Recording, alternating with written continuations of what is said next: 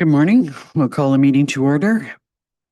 We respectfully acknowledge that the Township of Algonquin Highlands is located on Treaty 20 Mississauga territory and in the traditional territory of the Mississauga and Chippewa Nations, collectively known as the Williams Treaties First Nations. We also acknowledge a historical shared presence of other Indigenous nations throughout the area, and we recognize these original inhabitants as the stewards of its lands and waters since time immemorial. Could I have a mover and a seconder to approve today's agenda? Councillors Shortreed and Barry.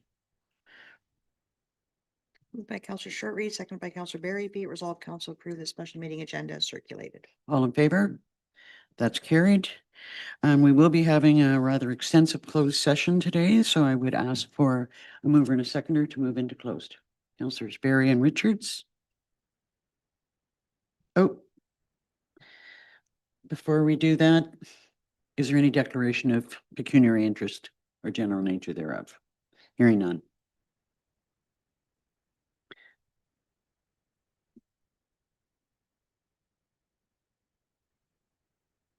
Moved by Councillor Barry, seconded by Councillor Richards. Be it resolved, Council adjourns its open session at 9:01 a.m. to proceed into closed session for the purpose of discussing the following matters. Advice that is subject to solicitor-client privilege, including communications necessary for that purpose, in accordance with Section 239(2) after the Municipal Act 2001 is amended, and litigation or potential litigation, and receiving advice that is subject to solicitor-client privilege, including communications necessary for that purpose, in accordance with Section 239(2)(e) and F of the Municipal Act 2001 is amended, regarding potential litigation matter. All in favor? It's carried.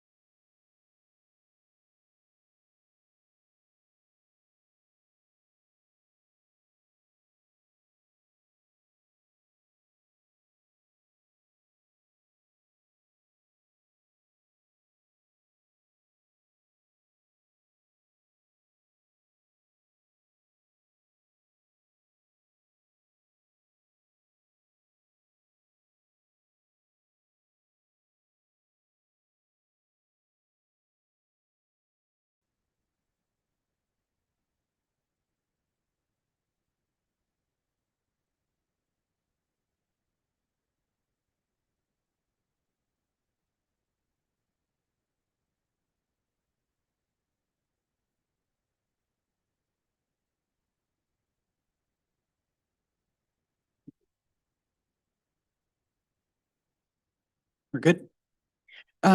We have now concluded our closed session and are back in open session. For those who are tuned in or listening, just to let you know, we're going to take an interval for lunch, and we will resume open session at 1:45.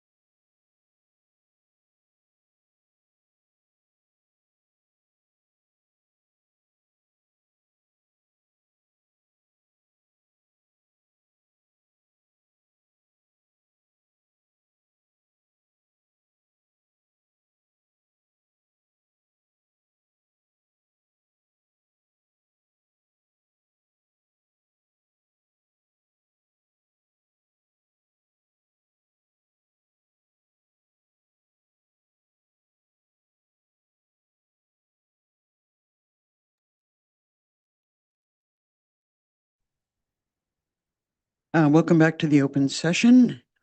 The next item on the agenda is some discussion on the 2026 budget. There had been some items that council has brought forward that they want to discuss, so I will turn it over to the treasurer and your report. Thank you, Mayor and Council.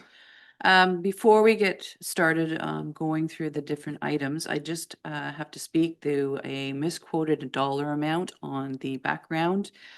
I used a report from previous year and carried forward a number. So the 9% is correct on the additional amounts in the background part. It's the dollar amount. It says 479.08. It should be 648,157, which was what was presented initially in our first draft. So nothing has changed. It's just a misquote on my part, so. Okay, So we follow along in the draft review, the following our deliberations earlier this year. There was a few topics that were identified as needing further discussion, and so I would just figure we should go through one by one and touch on each of the discussions and make determinations as to how we wish to proceed at that point. If that's okay with you. mm-hmm, So the first item is Public Works, and council requested estimated costs for financing should we proceed with road widening option at Big Hawk Lake. The estimated cost of $1.5 million and loan considerations, which I provided in the report. So I estimated the loan at 1.5 million and an estimated interest rate of 4%. And then provided a 10-year, 15-year, and 20-year loan options with the annual cost of repayment being itemized that way. So I don't know how. well, one thing that I had asked to be provided to council was how each one of these payments that you calculated would impact the budget annually. I'm assuming that the loan payments wouldn't start until next year. Is that correct? It would just depend on when the project was completed. So it could be a portion of the year, because if the project was completed and the loan was in place in July, then you would have half a year. So these are based on a whole year's amount. So what would the percent increase on the levy be based on these loan payments?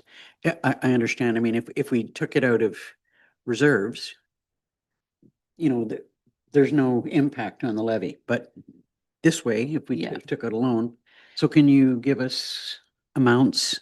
So on the 10-year loan option of 182,000, we're looking at about 2.4%. Have you got something that you can provide us as far as documentation going forward? An amended document that could, Yes. okay, Yeah, for sure. because those are the sorts of bits of information we're going to need. Yeah, for sure. The 15-year loan is 1.7% and the 20-year loan option is 1.4%. So you just take that and divide it by whatever the amount is that you're going to be raised in taxation. So that could change too, depending on what your raised in taxation ends up being at the end of the day, to get a percentage. Okay, thoughts from council? Councilor Barry? Well, and just with that, you're giving us the estimated interest rate, but that's just what you've given in the graph is what we would be paying as a repayment. Would that be just the interest that we would be paying, or would that be the loan and That's principal and interest. principal and interest? Yeah, and that's based on a monthly payment over the year at totaling that amount. Other questions on that?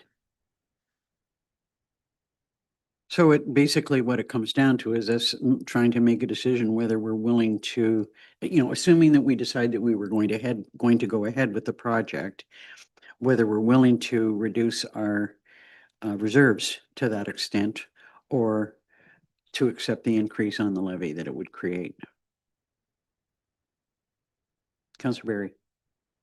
And the third option would be to agree to have these as 10-year annual payments or 15-year annual payments. Well, right. I mean, it would cost less annually, but, or another choice is not to proceed with the project at all. And I guess that would have to be balanced against, where there's two substantial projects on that same page. Which one of them, if it was a choice between one, which one we would prefer to go ahead with, whether we would do either one of them or the urgency attached to one or the other. Deputy Mayor Dayu? Yeah, I do sort of see these two as linked. So with your indulgence, I would speak to both. In my mind, I would see a logic of undertaking the Big Hawk parking lot from the levy and then undertaking the airport hangar roof repairs from the loan, on the assumption that as we develop our airport development plan, we will be able to find a way of recouping, not that full cost, but it's a way of putting the onus on the airport to repay the cost of that repair rather than on the taxpayer. Which I'm in favor of as a matter of principle. So assuming that we have a successful plan in place soon for the airport development, the airport hangar roof loan would be paid off in part via that mechanism, and Big Hawk Lake parking, which is definitively for the taxpayer, would be taken from the levy this year in whole or in part. That's So my. so you're saying that you would like to go ahead with both projects, but in different ways? One as a loan and one as out of the levy. If council wish to go ahead with both, that would be my preferred way of doing it, yeah. And right now, I'm open to doing both. Councillor Barry? One of my concerns with the roof repair is, I'm pretty sure that, I could be wrong, but Adam said that the lifespan of the repair might be 20 years. So you're virtually paying the 20-year repayment fee and then being To do it again. in that same situation again. To you, Mr. Thorne, I'm just wondering, I know that we were kind of waiting for a little bit of additional information on whether there was another option that we might look at. I wonder if you've had any luck in Yeah, landing that? thank you through you, Mayor. So right now, we're still waiting to hear back on the second option for the roof replacement. That's the So roof on top of the roof. That's correct. Yeah, so we're still waiting to hear back on what that is gonna look like and get costing on it, so. Can they give you any kind of estimate on timing for that?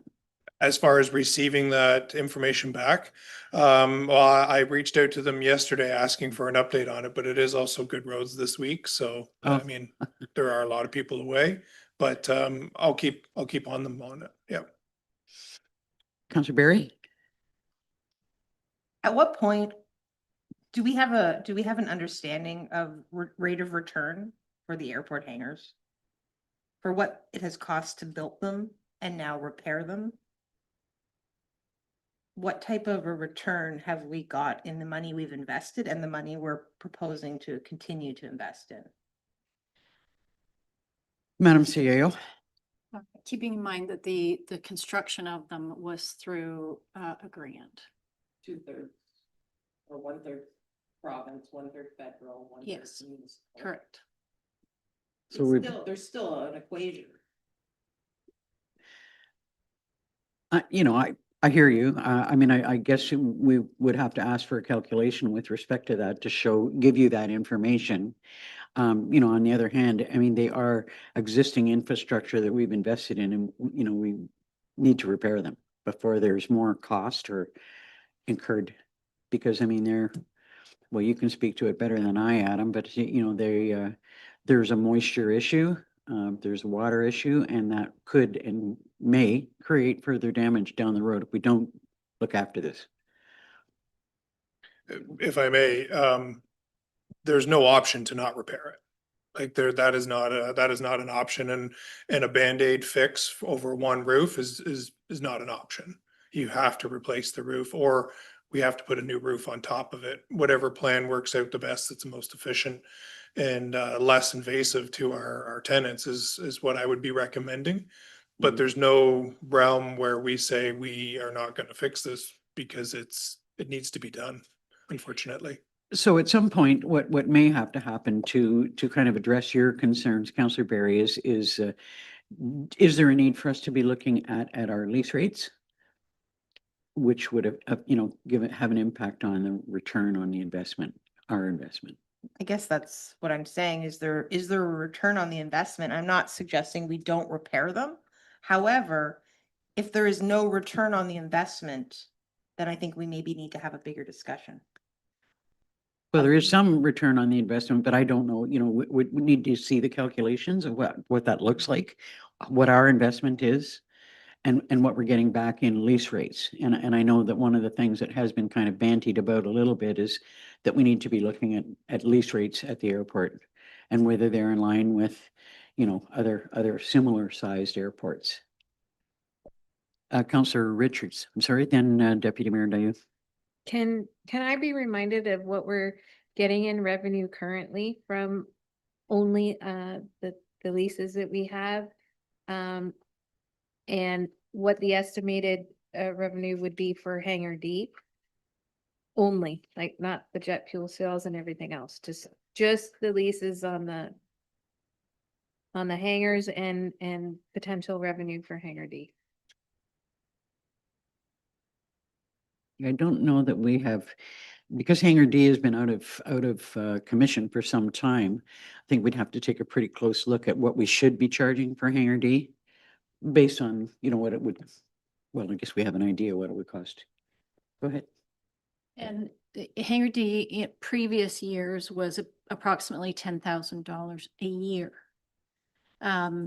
And, you know, discussions that Adam has had with interested parties, there is a potential for much more than that, depending on what sort of business goes into that. So, but that there's no known amount just yet. But given what we used to charge, it's been a number of years, there's certainly potential for increase.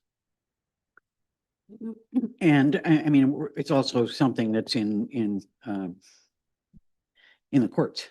So we don't know where we, you know, how successful we would be with that. And it's unfortunate that the court system is as broken as it seems to be, that we're waiting so long for it to be resolved. So there's, you know, some light at the end of, possibly some light at the end of the tunnel on that. Go ahead, Councillor Richards, and then Deputy Mayor Dayo. Yeah, but like what I'm saying is that I know that we can likely get more than 10,000 a year for Hangar D, but how much more? Are we talking 20,000? Are we talking 50,000? 60,000? Like, and on the current leases that we have for the hangars, what is that number for our revenue alone, just on that? We've budgeted 147,000 this year for the current revenues for the leases for the airport. Adam, did I see your hand up? Budget sheet here for 2026, that's what we were budgeting, 147,000 for the current hangars that we have leased out, and then we would be in addition to that, excuse me. We'd be in addition to that if Hangar D was up and operational. Which And we're looking at, it would depend on council's decision on Hangar D and how we repair it, anywhere from $11,000 to $2,000 a month in a lease rate, depending on what was in the building, like what we put in the building. Which, you know, if we did receive those kind of revenues, would definitely cover the loan costs. Go ahead. Yeah, it would cover the loan cost barely, you know. So I'm hearing that we do want to look at our lease rates on the hangars already anyway. Mhm. But we don't want to, in my opinion, only recover the what it's going to cost in a loan for them, but we need to also have other funds because there's going to be other repairs needed beyond the roofs, surely at some point in time. And you know, I think we need to be at least revenue neutral on those hangars to make them worth having. Deputy Mayor Dayu. I agree with the principle, but I do think that an overall business approach would allow us to look at the hangars as one piece and other parts of airport operations as other pieces, and together they cover their collective expenses rather than insisting that one, like, I'm all for it. I want to see these hangars really bring in what we're shelling out for them, but I think it's safe to look at it as a whole rather than insisting that the leases cover the loan all by themselves. And if I'm not mistaken, we did do a lease review for the hangars in the last few years.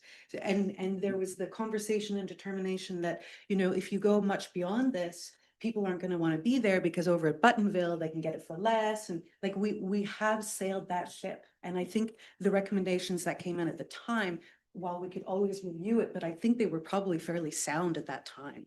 And it wasn't that long ago. Well, you know, I agree with the idea that we need to be looking at the airport as that's one part of it. And one of the reasons why we've been kind of pushing for the airport development plan, which would help us have a bigger picture of, you know, okay, so, you know, if we did this, we could, I mean, just to step back for a second, one of my goals when I ran for council in this last term was to see us become revenue neutral and making a bit of money at the airport, which is one of the reasons why we wanted the airport development plan to go through, and we could get a much better idea about how we could do that. And it's been a pretty frustrating process in, you know, not getting, you know, responses to the calls for bids that, you know, that we put out. And, you know, I know that you've been working hard on this, Adam, trying to bring something forward to us. And there's an amount of money identified for the airport development plan in the budget, but we have no idea, like, what does that give us? What does that mean? What are they gonna do for that I think it was $100,000? Go ahead. Thank you, through you, Mayor. I believe in April 16th, I'm coming back to council with the engineering firm, or the firm that we're talking with about the development plan. So they're going to be coming here via Zoom to meet with council and go over their draft proposal, and then allow you a Q&A with them of what it is that you're looking for, and then essentially going from there. So you'll see that very, very soon. I've already put that report in, and it's just waiting for the April 16th meeting. Was the only date we could get them here. So you're going to see something come very quickly on that. In addition to that, I think you're also going to see like the EOI for Hangar D. It went out twice, and we got one person coming back. Very promising, but we got one person coming back.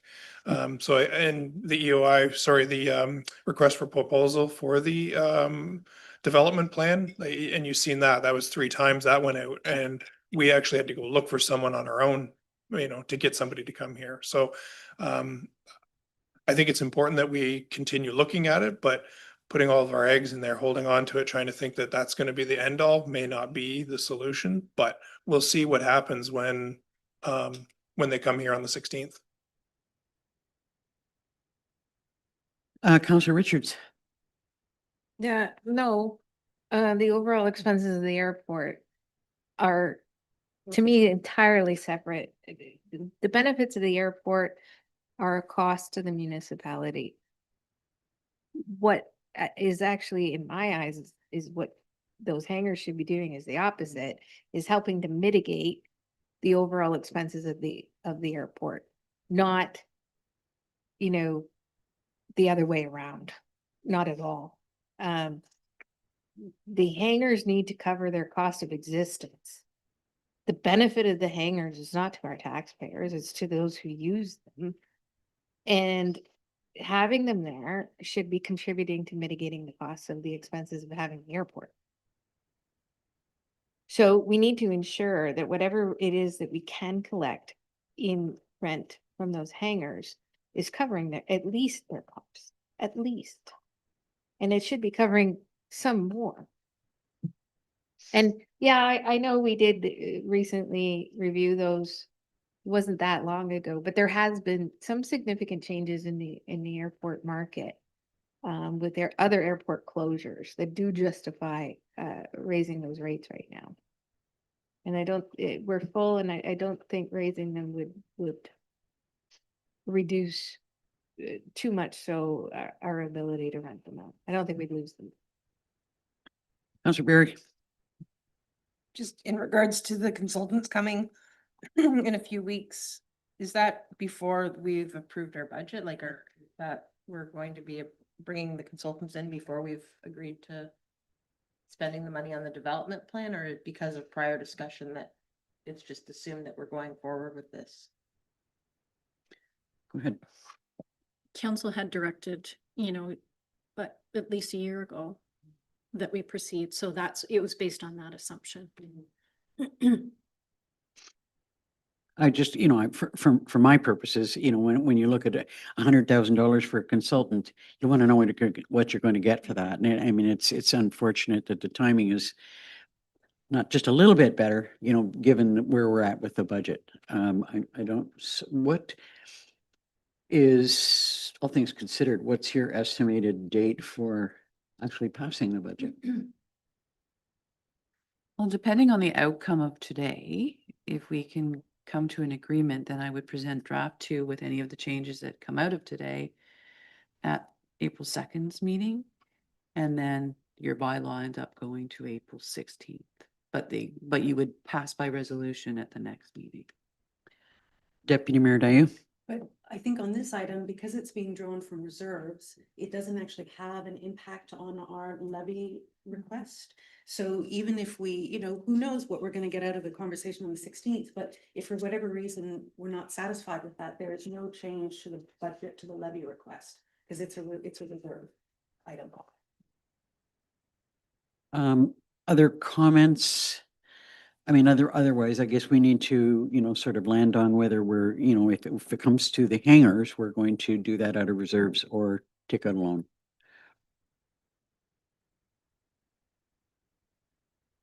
Councillor Richards?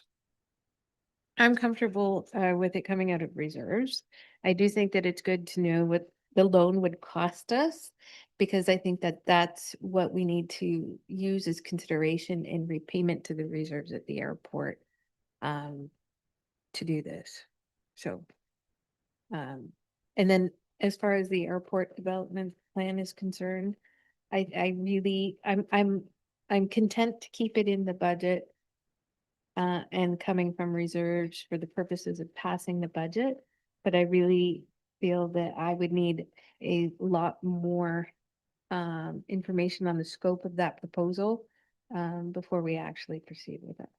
Well, and from what I'm hearing from Mr. Thorne, like they also need to hear from us about what we're looking for. So, okay, Deputy Mayor Dayu? I'm really strongly not in favor of undertaking the airport hangar roof repairs from reserves. I really only support the idea of a loan on the basis of the principle that I mentioned before. This does not support taxpayers directly, nor does it support staff's ability to effectively serve taxpayers.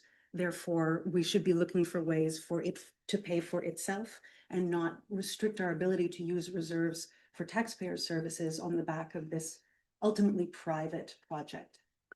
I hear what you're saying about the hangars. However, the airport and the development of the airport on the long term is to benefit the taxpayers overall.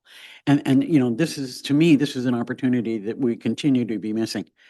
And I know sometimes you have to spend money to make money, but we've got land there, we've got plans there that could, on the long term, have a beneficial impact on the levy overall. Yes, but if I may, I'm only answering your original question about the Right. hangars. I'm not Okay. referring to the development plan. So we've got one out of reserves, one loan. Counselor, let's go to Mr. Thorne. Thank you. Through you, Mayor, if I can jump in for a second and I'd look to the treasurer for some assistance here too, but annually we put away 190 some thousand into the reserve. So, realistically, if we took a 20-year loan at 109,000 and we still put 190,000 away into the reserve, 100 of that could go towards the loan and the remaining could go towards paying back the reserve. And that's still not really affect our budget. And that's Like- already built into the budget. So as you say, The 197, I think, is already built. Yeah, it is already built into our budget, but I mean, it's one way to do the loan so it doesn't affect the levy and we are able to pay back a portion of it at a time. And we can look into, increasing our lease rates if that's what you're after, and then and go from there. Because the next question or conversation to have coming down the road will be hangar D and how we repair it and how we pay for it. So that's coming as well, but just keep that in mind. Counselor Short-Reed. So just doing the 1.5 on the hangar roof repairs, it would have to be both anyways, because there's not enough in the reserve to pay for the whole thing.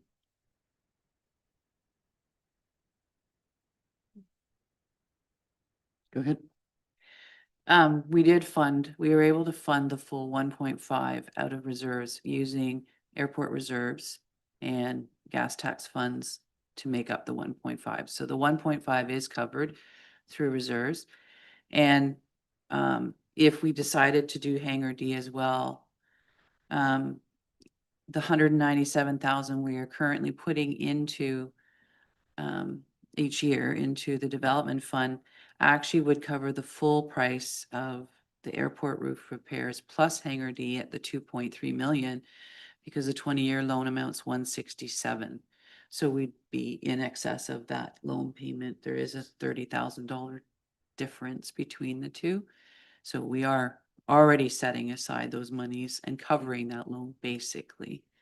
over the And two- with Hangar D, we might actually get some money back if it ever goes to court. Yeah. Counselor Richards?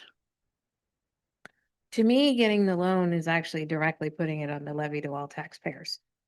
Whereas taking it from the airport development reserve and gas tax is taking it from the airport and not on the levy to all taxpayers. That money was to go to airport development to further, impact and mitigate the expenses at the airport to the taxpayer through development. But if we can ensure that the revenues collected are going to cover off that reserve contribution that we already make of 195,000 and that needs to be there to repay this back into the reserve, then we're saving, the interest to the taxpayers. And we're ensuring that the money is used correctly at the airport with its revenues going back into its future development. So I think there's a small,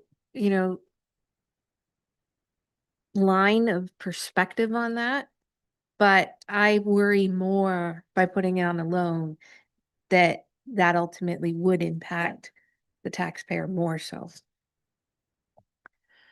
I'm going to have to hear from the other two members of council, but go ahead. Yeah, I do hear what you're saying, but I think that logic in my mind only works if we had, I won't say limitless money, but if that removal from the reserve did not then impact our ability to do other things for our taxpayers with the money that that we no longer have in that reserve. If we are able to come up with a lease schedule and with an airport development plan that pays off that loan all by itself, including the interest, then it shouldn't technically hit the taxpayer in any direct way, whereas it would absolutely if we were to take 1.5 million from the reserve right now to do it. It means that we could not do something like the parking at the Hawks or something else, which I just disagree with. Keeping in mind that the airport development reserve is for the airport, not for the Hawks. Parking at the Hawks. Pardon me? The airport development reserve technically is for airport development. I know. Not, it's for increasing economic ability within our township. It's not for repairs. That's an operational. Well, I mean, we've both been making that argument for some time, that what was supposed to be like a specific reserve for growth at the airport is now being used for operational costs. But still, I still see it as being airport specific. But, we need to hear, we've got one loan, one reserve. Hello, Councillor Barry. I still go back to how much revenue is actually being made. Like when you look at the projected fuel purchases, last year we spent 110, this year we're projecting 120. And I don't know if that even impacts the increase in fuel right now in the world. So we're only, it's just like the revenue is not coming in. I don't see the revenue coming in and we're now spending. Fuel sales are a separate issue though. But but they still are on our line items of revenue and expenditures. Councillor Bird. No, thank you. Just going back to fuel, you'll recall, it really, fuel's paying for itself. We buy it, we sell it, that's it. Council asked that it be reduced in cost. And we sell it, but we do sell it at a profit. So that's where I'm saying that the fuel is, And I'm saying, since this budget has been prepared, the fuel has gone out of, but we would sell it. I mean, so we would still be recovering the cost through the sales of the fuel. um, I guess I would lean a little bit with the less painful process of what Counselor Richard is saying. But I do agree with Counselor Dayu in regards to, we're using reserve money for repairs, which is not the intention. Airport Development And- Reserve Money. Yeah, no, I hear you. And that's another, to me, that's another discussion that we need to make and decide upon going forward. But right now, we're looking at, we've been told we need to do this work at the airport. Do we want to do it through a loan, or do we want to take the money from reserves? And we're one each right now. And there's a part of me that feels like the revenue does not support it. That's what I'm honestly saying. We have infrastructure that requires repair. It is existing infrastructure. If we do not do the repairs, it's going to ultimately cost us even more money. We've agreed that we were going to build them. We need to look after them. Whether, whether we agree or not on where the money's coming from, or that whether we should be using reserve for this is another subject. But I believe, based on, well, it's my belief, and we've heard what Mr. Thorne has said about you can't opt out of this project. I know, I do agree with that philosophy in regards to things like the recreation center that serves the entire municipality. I do have a bit of a problem when we're not receiving any money from the county in regards to this increasingly expensive. You're not answering. I mean, it's kind of a, you remember years ago that, yes or no? It's reserves, loan. Reserves, loan. Which one? I guess because we have the money in reserve, there's going to be less of an interest hit on the taxpayer. So I would have to say reserve in that regard. I do think I still have valid points in the discussion. Oh, nobody's arguing that. Councillor Shortreed.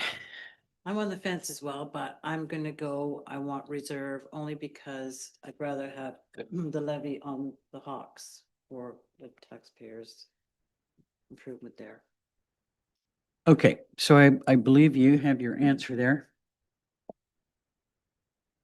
So the other point under Public Works is the repairs or the work for, that's planned for Big Hawk Lake Road. Thoughts on that? Imagine you being the first person to put up your hand. Councillor Richards. I don't agree with widening the road at all on Big Hawk Lake Road. I think it's better for the need of the area and better for our tax dollars to look at Adam's alternative proposal of enlarging the log chute parking lot and a secondary parking lot. I think it is far too expensive and doesn't give enough impact to the community to widen the road. And offering, like, impacting the community as a whole. Other thoughts on Big Hawk? I agree with you. If I was to pitch anything, out of this budget at this point in time, it would be widening the road. We're not finished our parking philosophy discussions. I don't see this as something, I've heard from a number of people who are suggesting, like, well, wait a minute, that doesn't do anything for me at all. It's just like the argument that you make about the airport. But at any rate, that's, let's hear from Councillor Shortreed. I agree, but I just have a question because I've seen talk about it and maybe Adam can answer. Should there be a couple of accessible spots at the beginning of that, like specifically marked for people who have problems? Through you, Mayor, actually, in the drawing, there was accessible spots. I think there was 4 or 2 or 4. I'm sorry, I don't have it in front of me, but there were accessible parking stalls. designed in it. But if we don't do that, can we still make some is my question. Oh, yeah, certainly. We can, because we still have the angle parking, If there's a need. before the marina. So you're saying not to go ahead with it? Councillor Richards? I just want to help clarify that there are existing accessible parking spots. I'm sorry, could you, There are existing accessible parking spots already. The community is looking for more than what we have because they're always full. there was full from Yeah, disabled people? validly full. So yeah, they'd like to see more. The problem is, you know, widening the road only adds like, I think maybe 20-ish spots. Whereas it would cost us so much less to do the parking lots than the road widening and get so much more Mm. parking available that it doesn't justify spending $1.5 million to widen the road. It's just throwing money away. So I think we're better to wait and allow Public Works to further their talks with M&R, to further their plans for those parking lots. And it'll save the taxpayer a lot of money to do so. Councillor Berry?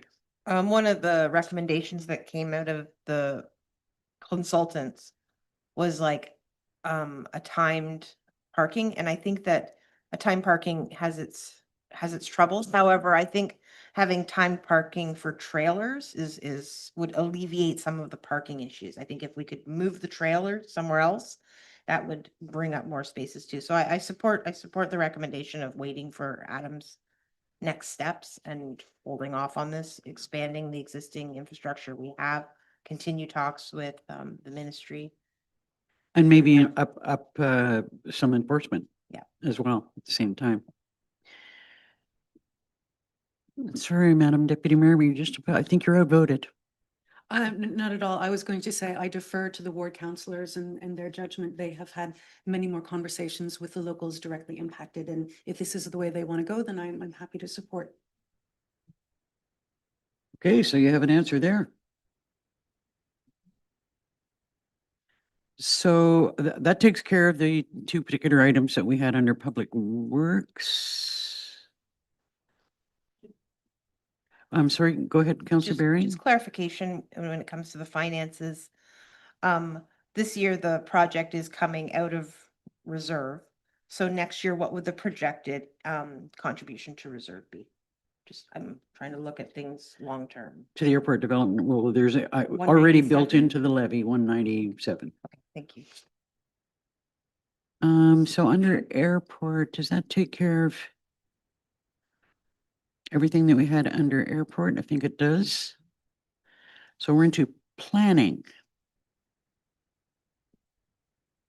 So you want to touch on that? And we had discussions ensued regarding housing initiatives for the township. And council felt the disposition of land may be a consideration, and the proceeds of any disposition would be received as a revenue and could be contributed. So I believe that it was, if we investigate the sale of land, and then you maybe can.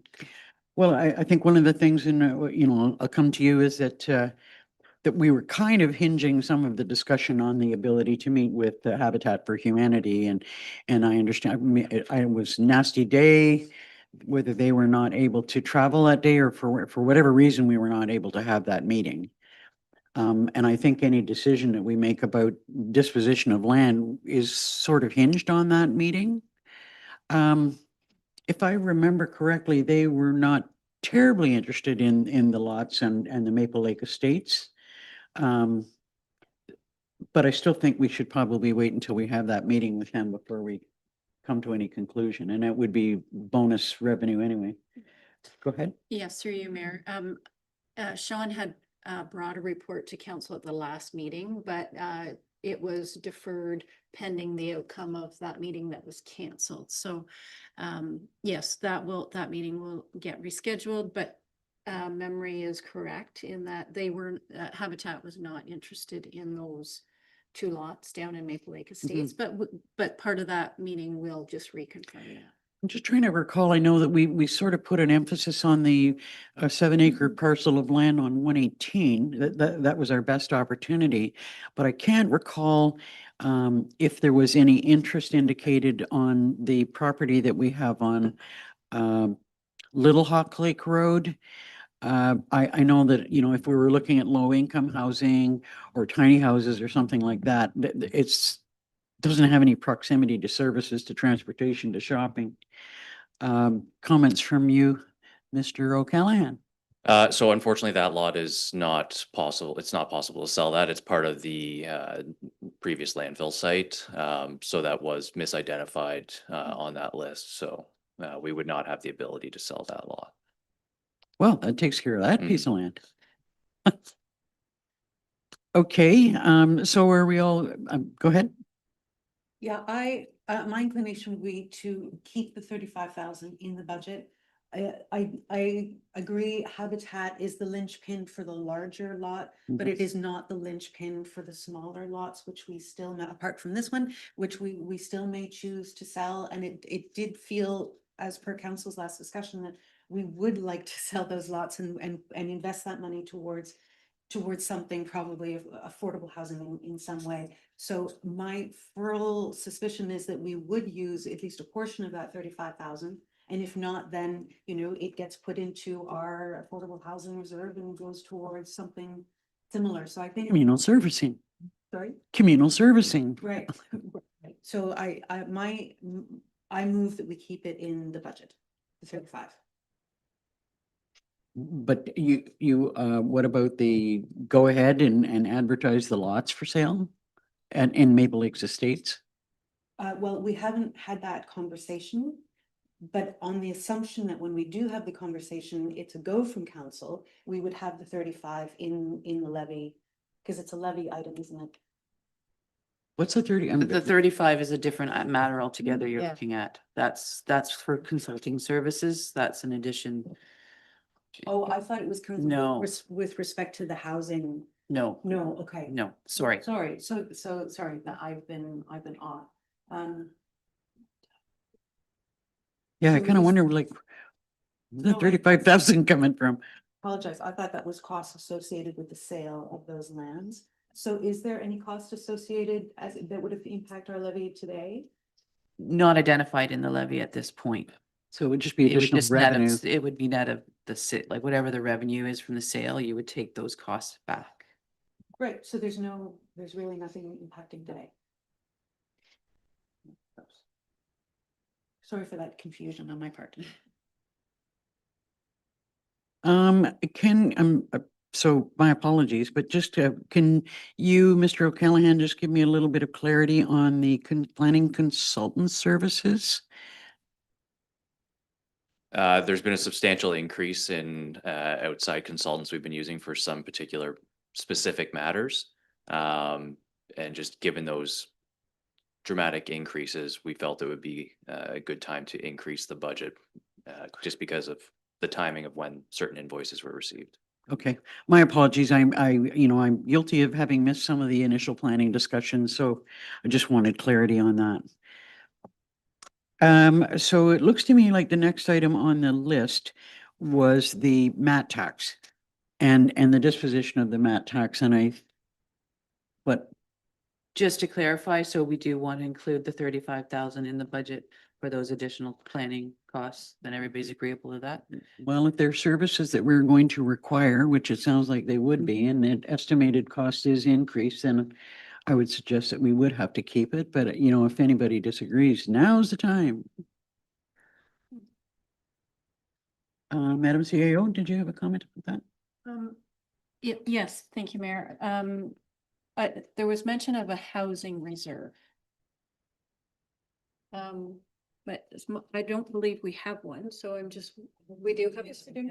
Okay, We do, it's at $10,000. We did it one year and we haven't added to it. So there is that option that if council so wishes, we could identify that we need to include that. And that would be an increase to the levy at this point. I don't think we want to do anything that's going to increase the levy at this point in time. So mat tax. We had talked about the fact that we wanted to identify mat tax for docks and landings. So the council was very clear on that particular issue at the time of discussing mat tax. And I want council's feelings on the proposal to use mat tax for the Parks, Recreation and Trails Master Plan, and whether in fact that is something that we should be moving forward with at this point in time anyway. So looking for comments. Councillor Barry, and then Councillor Shortreed. I support the mat tax continuing to go to docks and landings, and I would like to defer the master plan for 2026. Councillor Shortreed, then Councillor Richards. I don't want to put Chris on the spot, but Go ahead, now's the time. we're quite a ways through our docks and landing improvements, like.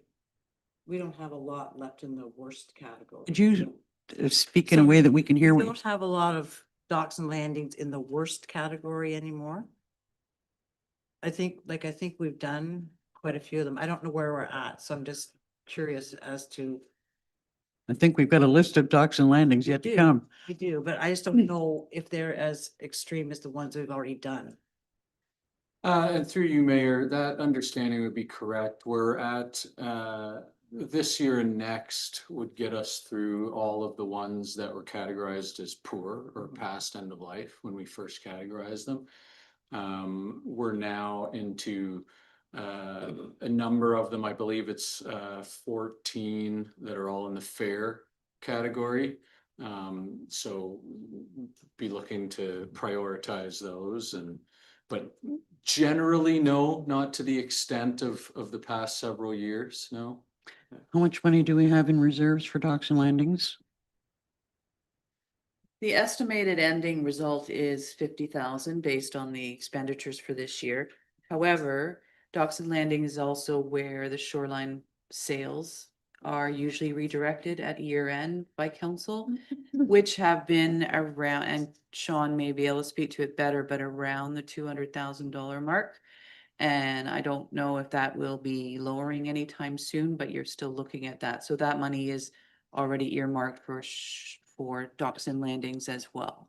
I just look at how much money it has cost us to do some of these docks and landings. It's been rather extraordinary and a big eye opener for me to see how much it does cost to. And if that's all we've got in reserves, and it was council's direction that mat tax money be directed into reserves for docks and landings. I'm still kind of advocating that that's what we continue to do.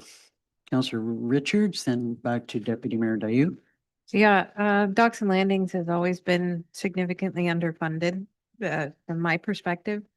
Even though I know we've done a lot, and we're nearing the end of the major, we're still not there yet, and we're still gonna need more money than is in there right now, and quite a lot more going forward. So I prefer the mat tax go there, because to me, that's what the mat tax is collecting for, is for, the costs of the tourism in this area, and that's the highest priority is on docks and landings. But also, it's not just about docks and landings. I see the docks and landings and parking as all in the same boat, even though we do have some slight difference on the reserves there. But I agree with Councillor Barry. I prefer the money stay there, and I prefer we defer on the master plan for now. I'm in agreement with you there. Deputy Mayor Dayu. Well, it does sound like I'm outvoted, but nonetheless, I'll plead my case. I see the PRT master plan as being vital, and I think the mat tax going towards it is a brilliant idea.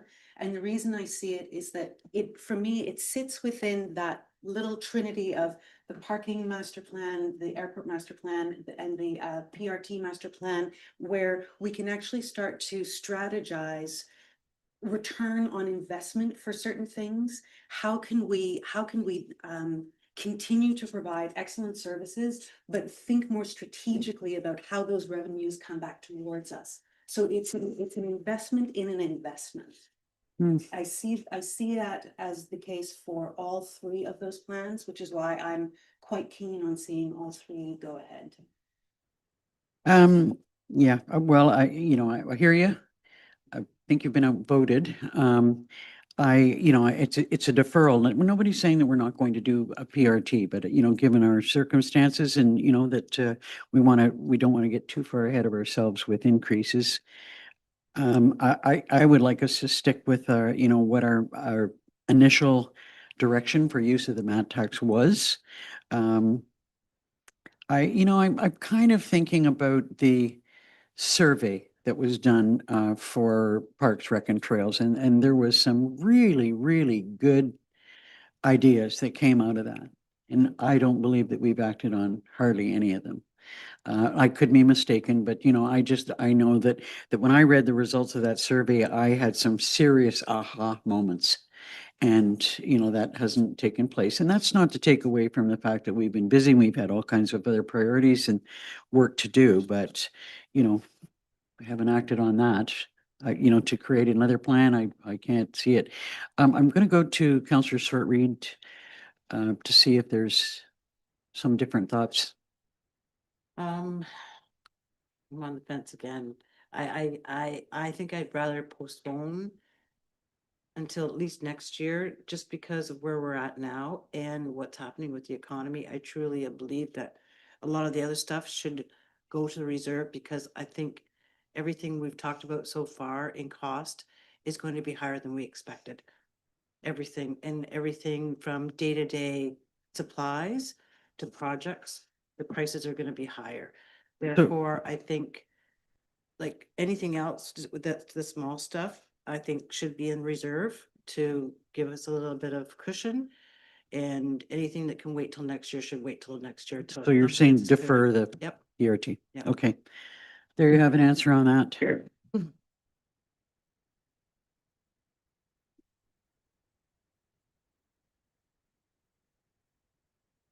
Um, so the next is not necessarily budget related. I don't know if there's been any action with respect to a report or work done on the number of shoreline properties that have been purchased versus what's still available to be purchased. And whether that, like, when Deputy Mayor Dayu talks about long-term and strategic thinking, like how long can we actually count on revenues coming from the sale of shoreline? Mr. O'Callaghan. Yes, I do recall this being brought up, and I believe at that time I said it was something that would be pretty challenging to get an accurate handle on. I mean, we can certainly get some sort of rough estimate, but we would have to do detailed, property searches on individual parcels of land throughout the entire township to have an exact number. But I can endeavor to get you some ballpark numbers. Well, to me, I suspect that you have some other priorities and other work that needs to be done. And I mean, would be helpful information. I think we can all accept the fact that it's not going to be exact.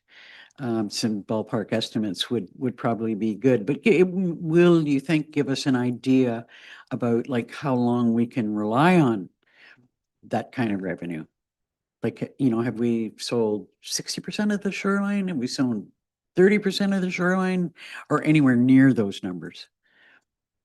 I honestly could not even hazard a guess at this time. I would have to take a bit of a closer look, I'm but not sure who asked for this and what priority and purpose was attached to it. Councillor Berry? I asked just in regards to knowing that percentage, like every year we're having Relying. revenue from it, and eventually that revenue will not be there. So I think it's worth knowing where that revenue stands and. So, but you can accept that when we can get that information and that it will be estimates. Okay.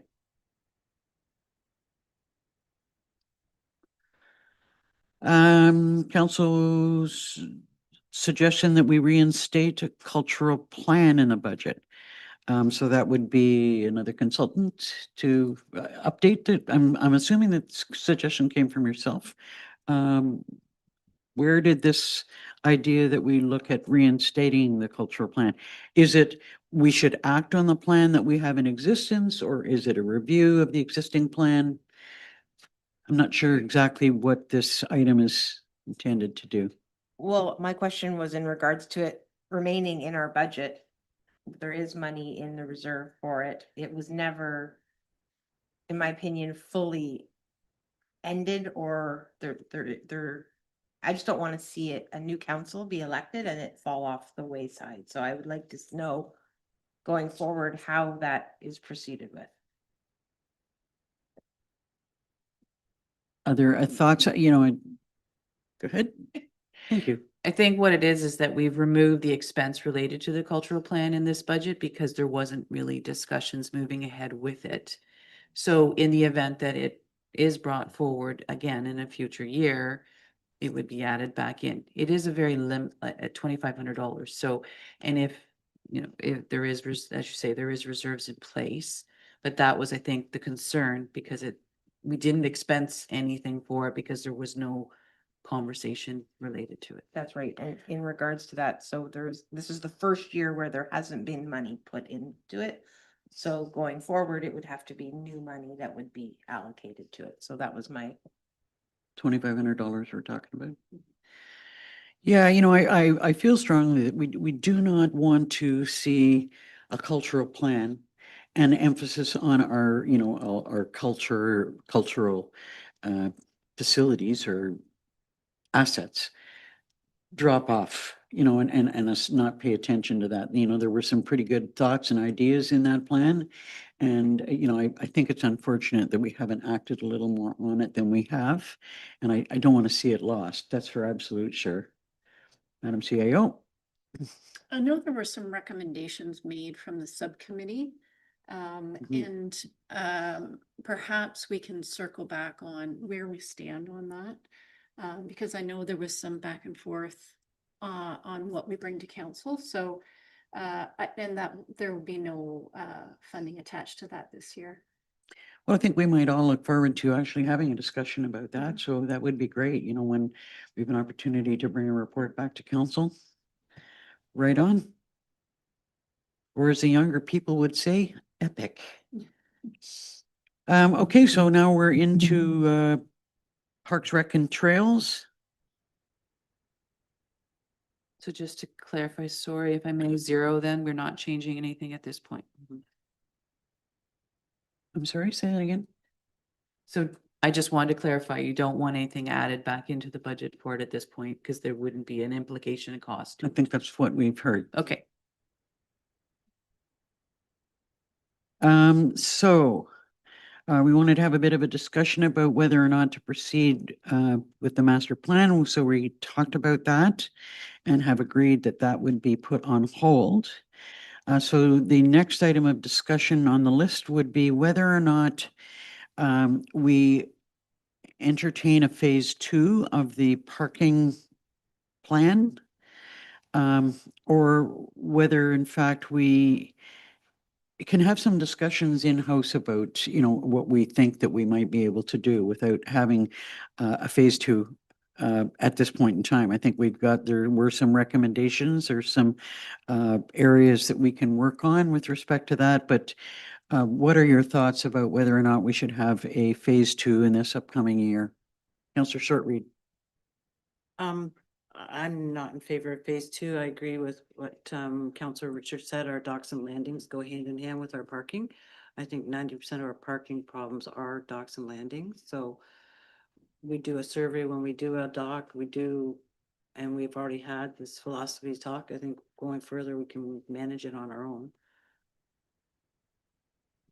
Councillor Richards. Yeah, I 100% agree with that. I do think we need to actually finish phase 1 as well. Finish it and not proceed with Not phase 2. proceed at with this phase 2, but we do need to finish phase 1. We haven't finished phase 1. Councillor or Deputy Mayor Dayu.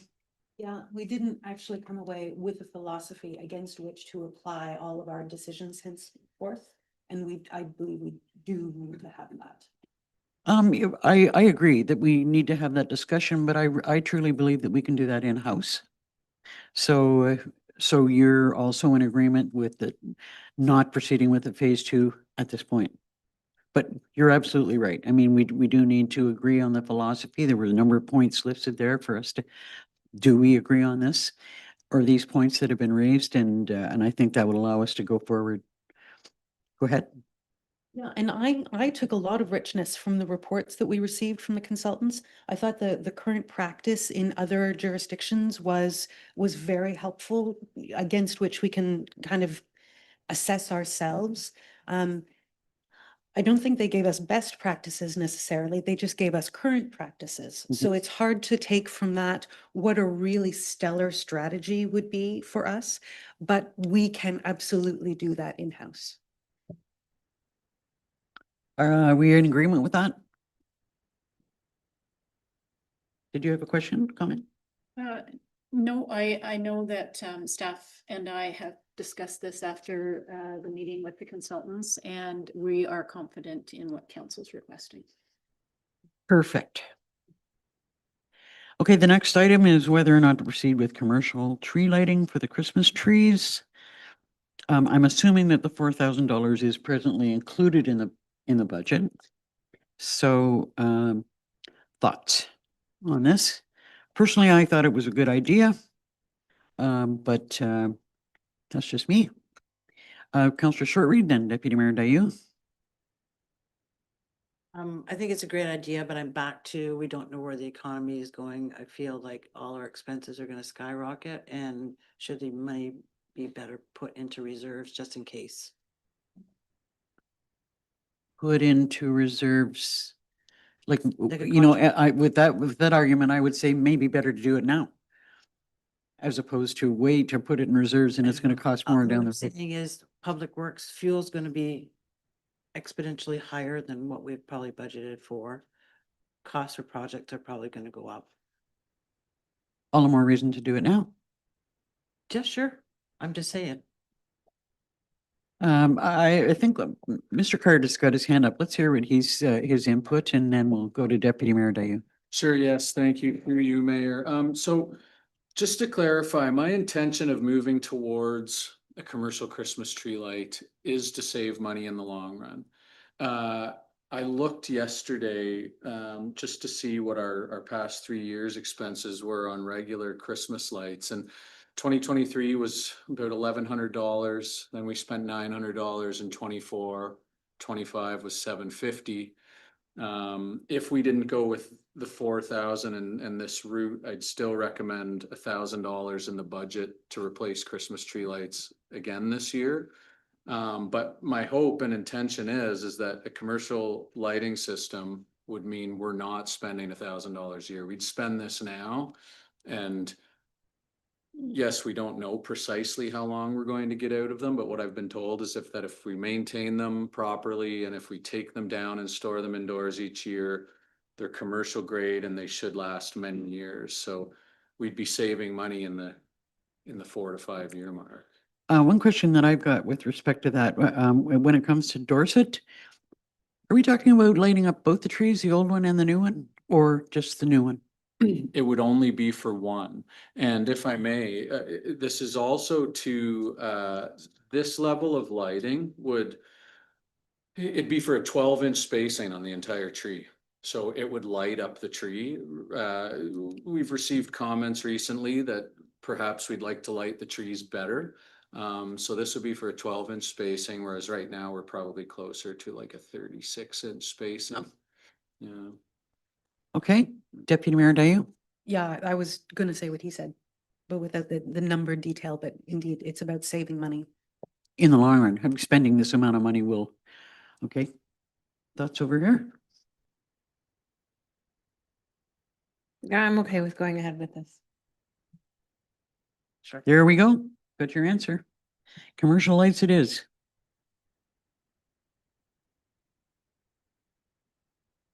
Okay, remote blinds in the rec center.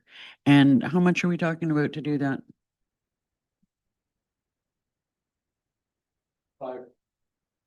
Sorry, through you, Mayor, there's $5,000 in the budget. And could you expand on exactly what that will do for us? And, you know, forgive me if I missed a discussion that I wasn't fully understanding of what this would do for us. Does Absolutely. it create like a Um, dividing wall or something? No, so this would be blinds in the gymnasium windows. So they're too high to have blinds that we can put up and down by hand. So it would allow us to remotely put blinds up and down to darken the room. That's important for if the projector's being used for meetings, which happen often in that space. But also, whenever anything's happening in there, there's times of the day that the sun comes through the windows just at the right angle that, just like in this room, we need to close the blinds, or it'd be nice to be able to close the blinds, and right now we can't. So it would be enhancing the ability of the space to darken it further. Okay, thoughts? Counselor Shortreed? It is needed because the sun, if, for example, the museum is going to be there tonight doing a video and it starts at 6, so it's going to be almost too light out because the sunlight that comes through those windows really does brighten up and you can't see what they're projecting. And like Chris said, in the summer, it is really hot when the sun beats through those windows. And I'm sorry, once again, how much is this? I'm just looking here, the exact amount we put in was $5,100. Thoughts from the Stanhope contingent? I support the idea in principle. It's just, it's a lot of money. I remember having this discussion for, I think, $5,000 up in Oxtown my first year on council for a dishwasher. I remember that And to discussion. me, it seems like an awful lot of money, although it is. I understand the need in that, but to me, it was just. With many extra. priorities, it's a lot of money. Does it affect the temperature of the room? I'll go to Chris and then back to you. That, it wouldn't be our intention to use them to affect the temperature of the room. No, it's actually not something I even thought about. I just thought if they Yeah. weren't there, if the room becomes overly warm. Counselor Shortreed and then Deputy Mayor Dayu. I just think that when you have 1,200 people going through the rec center every month and they are all paying to use the rec center, I can't see that $4,000 or $5,000 is a huge expense. Deputy Mayor Dayu. This is the sort of thing that I tie to the Parks, Recreation and Trails Master Plan. You know, the idea of a master plan being if we were to invest in certain things, what kind of programming could generate a little bit of income to offset it. So that, you know, that's where I've been going with all of these sorts of details. And I was going to, entering into the room today, suggest that if we don't do the master plan, that we wait on the blinds.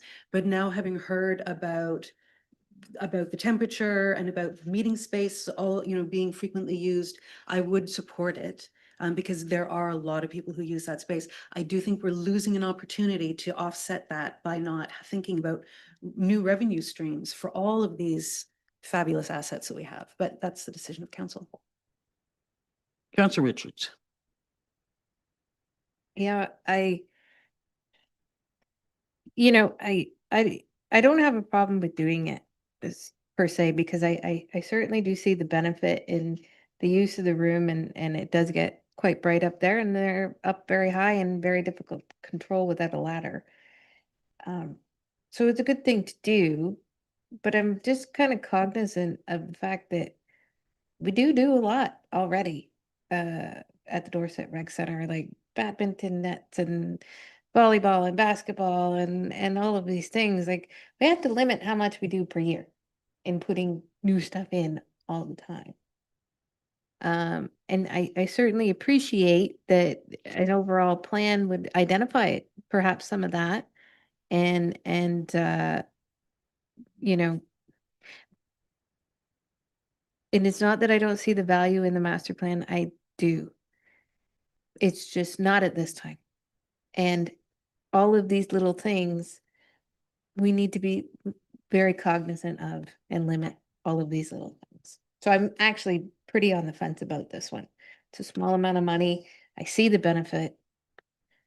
But how far do we continue to let this go? Okay, so I'm kind of hearing a no. So what do we do? The money's been budgeted. Put it back in reserves is what I'm assuming. Counselor Barry. Would have looked at the lights and the blinds. I have support for both of them, but do we need to do both in one year? Could we do one this year and put the rest in reserve to do the next year, that type of thing? Oh God, we're not, don't tell me now we've reached 2 and 2 and I've got to make a decision. You know, I'm kind of on the deferral. For it to be part of the master plan. Like, as you said, we're investing money in Dorset in the lights. Let's do that this year. Defer. And put the money into reserves for this item. Question? So it won't change the bottom line. It'll just be that it'll be a contribution to reserves, just for Right. everybody's aware. Yep. That's fine. Well, it looks like that's taking care of Parks, Rec and Trails. Was there any other items that you've got that you want to bring up? Mr. Cart? That's everything off of the list. I'm not sure if it's appropriate through you, Mayor. There was one other discussion about advertising for the recreation center. Whether or not that's something that we want to discuss now. And I'm sorry, I'm just springing that now. Well, no, that's okay. I mean, if Yeah. it's something that we need to consider, but like what kind of budget are you thinking about, you know, when it comes to and advertising? You're talking about advertising for programming? Or- It was the- something that Deputy Mayor Dayu had brought up during the discussion of the Dorset Recreation Center, just whether there was a desire to potentially advertise in the areas surrounding the Dorset area, so being into Lake of Bays and Dwight and Baysville and those types of areas. For not just programming, but for the recreation center in total. Madam CEO. I'm just going back to my notes on that discussion, and I do recall it going around. And I believe it was ended up that there would be more promotion for the DRC via social media. And since that time, I do know that the newspaper in Huntsville there's no longer a print paper, so it even would be digital. And it is very expensive. So there would be some substantial cost to include, I think, if we're going to do that. Okay, that's valid input. Counselor Barry, then Deputy Mayor Dayu. Wanted confirmation in regards to the basketball nets. Where are those being replaced and how many nets is that? Thank you. Those are the ones in the gymnasium. So we'd be replacing 2 of them, 1 at each end, and then there'd still be the same number that there is now. And So that we'd be in, replacing the existing in the gymnasium. 2 in there now, Correct. and they're at the end of their life? Correct. Okay. and that's in the budget. Correct. Yeah. Okay.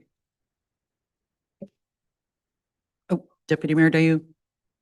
Fair point on the advertising and there not being a print version anymore. Social media does make sense, and I do recall that now from our conversations.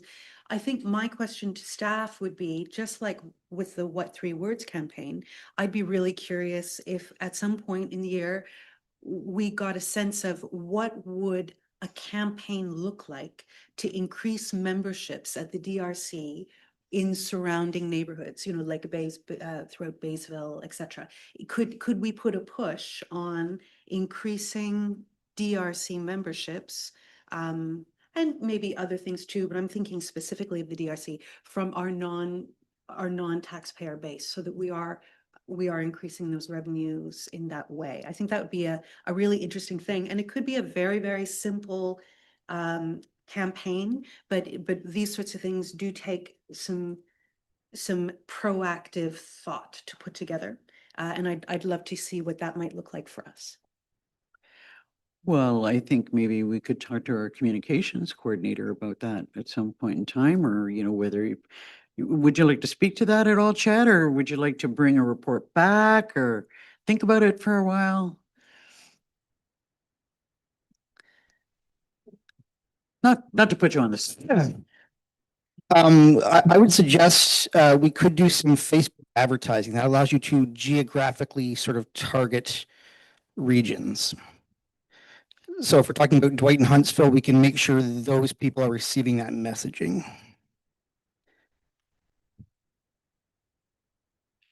Councillor Shortreed. And if we go back to our rec committee survey that we did, a lot of people answered, I didn't know, I didn't know, I didn't know. That these So- programs were available. Exactly. Yeah. So it'd be nice to, once in a while, spread the word because there are more and more programs there every day and a lot of them are crazy popular. Yeah, good point. There were an awful lot of people who just really didn't know that things were available. Go ahead, Chris. Yes, thank you. This is where I think about target numbers when we're talking about attendance at a location. And this is also where I thought a master plan could go if we went that route, is that when we're talking about advertising and advertising campaigns, and I have some numbers in front of me here, but you're now in the digital world talking about impressions. So you're essentially buying and paying for impressions. It happens on Facebook, it happens on social media, it happens on the media that is available in what used to be the Huntsville Forester. And when you're looking at how many impressions you want to buy and how that relates to your membership, you then need to have analytics and kind of a target. So what do we consider a success? How many people do we want to have coming in? And then we work from that number and then we can analyze it and we can adjust. With Facebook, you don't just buy an ad, you give them a budget and say, we want to target 1,000 impressions and we want to spend $1,000. The algorithm of Facebook then works with that amount of money based on your target audience. It is something that the sky's the limit with how much you spend. Just to give you a rough example, an entry level package with the media firm that handles the online digital that used to be Huntsville Forester is just under $7,000 for the year. That's an entry level package. If you wanted to do radio campaigns through Moose FM, for example, $7,200 for an annual campaign. So you can, you're going to be into the $10,000 plus range to create an ad campaign in that area, but. And I can certainly, Chad can work, we can work together and we can bring something back later in the year if that's what council desires, but. I'd also want to think about, as we're talking about those target numbers, what sustainability is. And what I mean is that month over month, we're already at the current time realizing as much as 50 and 60% increases in attendance at the rec center. I looked at our first August open compared to this August open, and we're talking about a 90% increase in that case. So we're talking about thousands of people where we used to have a couple hundred of people. So if we're already seeing 40-50% increases month over month without advertising, what is the goal? What would we consider a success? But then also thinking about at what point is staffing a consideration and what is the sustainability of it? Yeah. Well, unless there are other comments about this in particular, I would look to maybe yourself and Chad having a bit of a discussion, maybe, bringing a little bit of a report back about, what you might propose. If that sounds acceptable to council and to you both. Reasonable. Okay. Next, under general government, we were talking about whether or not we want to invest in a new set of desks. And it's my understanding, although I wasn't here for that particular discussion, that the desks would be smaller, offering more room in the audience. So I would look for thoughts we seem to have accommodated everybody. I know maybe not in the most comfortable fashion for you all, but, you know, thoughts from council on the desks. Mhm. I appreciate the intention behind the idea, but I'm not in support. You know, if we make the decks smaller, then council is going to be cheek by jowl much of the time for an empty audience. And when the audience is full, under very special situations, we might get one additional row in, but that would be how many times per year? And there is something to be said for the visuals of a council chamber. And when you're cheek by jowl, I think you lose a little bit of the gravitas of that. So I'm quite happy with these lovely desks that have served us well for I don't know how many years. I'm happy just to stick to them. Well, you know, when you think about like a laptop, paperwork, maybe a binder, you know, I mean, look at the treasurer's desk, look at this desk, and you know, all of us have used a certain amount of space. If you want to see a really full room, join the committee of adjustment. Holy moly, sometimes it can be interesting. Other thoughts? Councillor Richards? I see no need to replace these desks right now at all. However, I would like to see those boards finally updated. The, The boards on the wall. I think that should be done. well, that's a different item altogether, and I don't know if there's a budgetary, I suppose there would be a budgetary impact to that. If I may, the budget or the desks were within the same budget that was there last year for office equipment. Like we didn't increase the budget for it. It was a status quo. So it isn't an actual added cost. It would be a reduction if council so desired. A reduction. Unless we redistribute it to a different project. Well, they are pretty seriously outdated. So, you know, I'd like to hear what other members of council think about that. I'm not, you know, I'm not sure that we're suggesting we want to see the levy reduced, but the money, you know, maybe put by, my apologies, put back in, I don't know how to do this. Into reserves. Thoughts?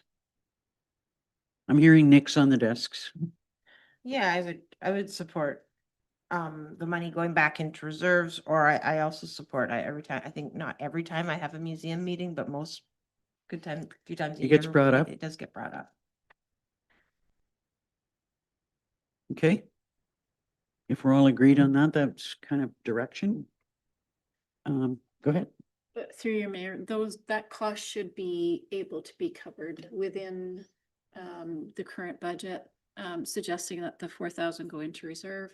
And just I believe that council knew this at the time, but we did order those back just before COVID, and the business closed during COVID. So unfortunately, we just haven't got back to it, but it was done. Okay, well, I don't believe there's any criticism attached to that at all, but it would be nice to, you know, maybe approach it again and bring things up to date. Okay, those are all the, oh, hang on. That's all the items that were on the list. Is there anything else that council wants to bring up that's attached to or will have an impact on the budget? I think we've done some good work. We have not added to the levy at all. We have done a little bit of work to improve our reserves in some area, which I'm pleased to see. Anything else? Madam Treasurer, Just to clarify, we did add the 35 for that extra consulting fees. add it. Oh, I thought it was in No, there. it was in addition to, we didn't have that in there. These costs came in after the budget was prepared and Sean. Do we have suggested- anything, having just padded our reserves a little bit? Is there anything in reserves to cover it? I don't want to add it to the levy.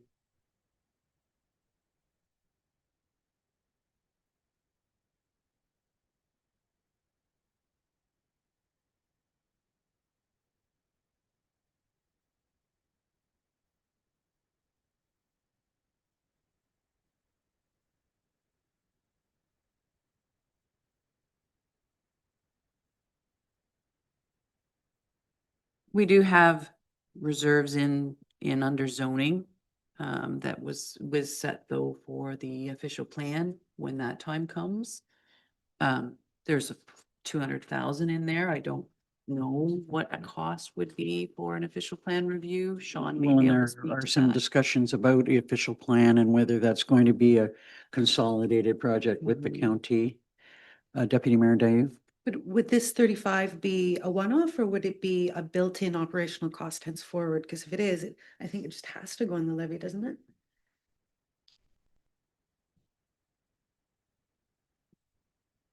There seems to be a steady increase in the cost associated with the consultants. And this is beyond like legals. This is like your surveying and all of the other consulting fees that we've run into. So far, we have not saved or reduced the levy in any way. I don't want, I'm really hesitant to add to it.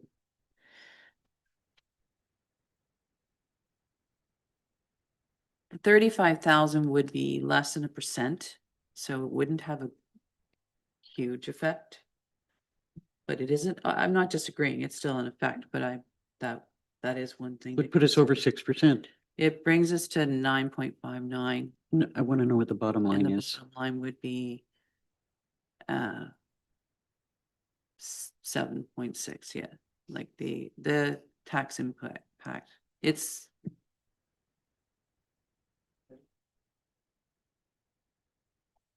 the combined rate, sorry, the combined rate is 5.769. So no, you're right. Your overall tax rate would not be over 6% with this. Thoughts?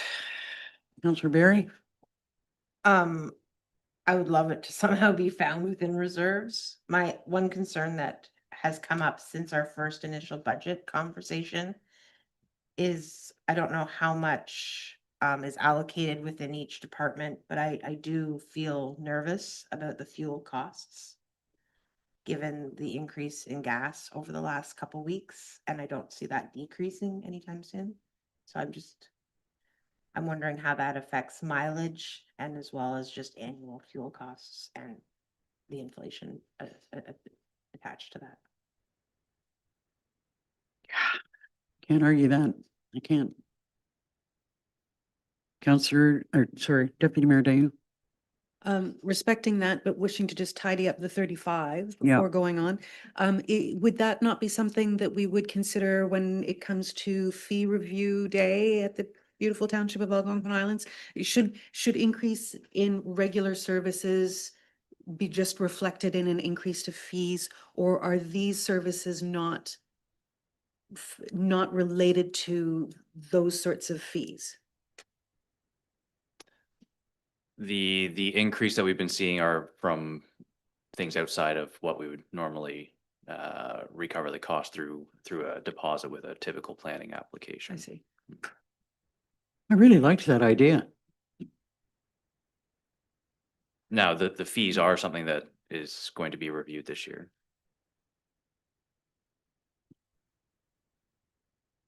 Okay, other thoughts? On adding the $35,000? You're, go ahead. I move we pull from reserves for this year and review next year. And in the meantime, consider the fee, go through the fee review process. Well, yeah, just in case there is some linkage there that we can make, but it sounds like fees are increasing, but perhaps the sorts of consultant services we need will not persist at the degree that we need them at the minute. So Mhm. pull from reserves now and then take another look next year is Yeah, how I move. And I am thinking that hopefully, if all goes well, that there will be some savings when it comes to official plan review. Can I have a seconder for that? Councillor Shortreed, thank you.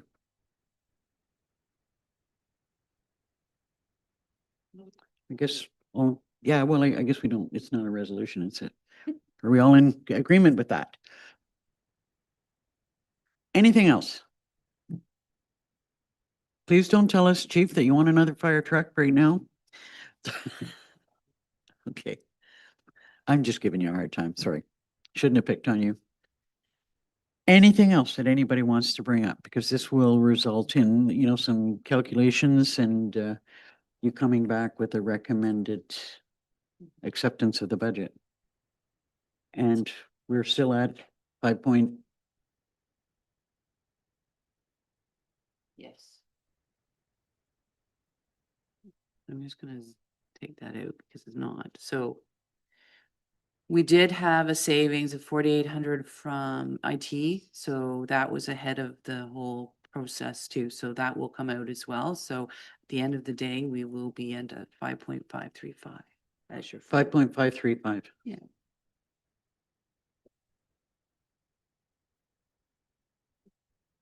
And I'll leave with that.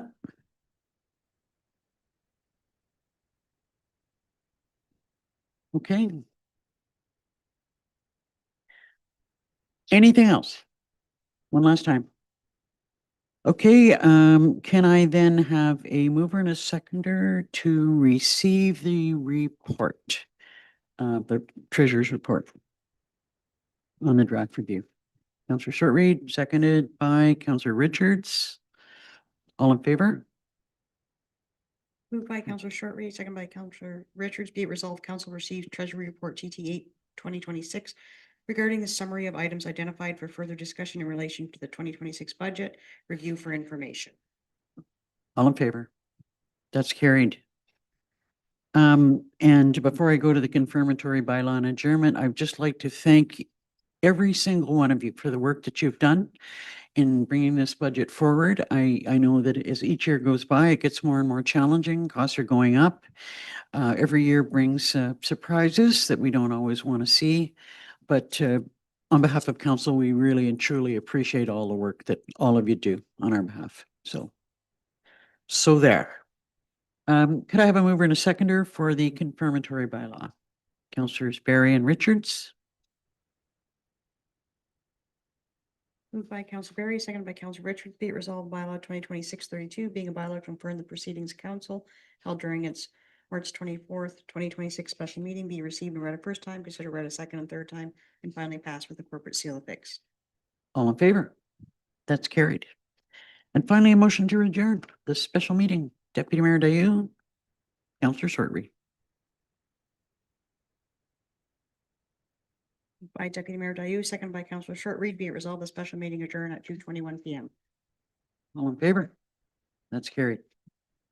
And thanks to all members of council for your input, thoughts,